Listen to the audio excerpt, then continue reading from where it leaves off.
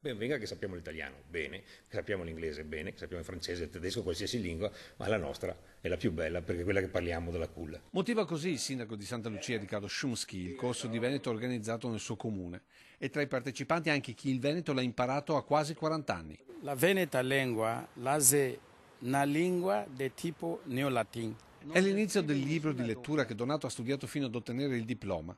Lui è arrivato in Italia quasi 30 anni fa dal Camerun.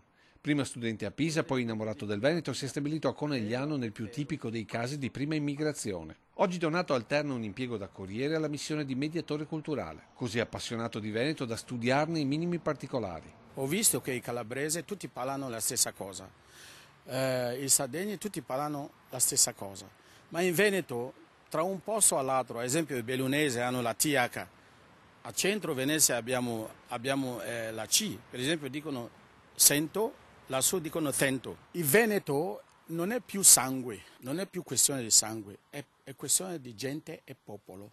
Io sono pronto a difendere questo paese se necessita. Ecco perché quasi da osservatore esterno contesta la decisione della consulta sulla lingua veneta. Una lingua per diventare vera e propria deve avere certe caratteristiche.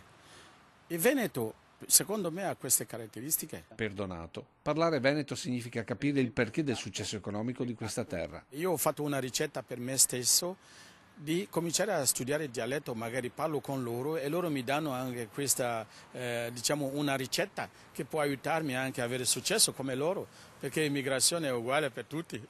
E alla fine saluta tutti così. Ciao gente, ciao Fior, ciao nonni a casa, e ci sentiamo. Le primissime occasioni sarebbe un piacere, magari bere un'ombra, insomma, ecco.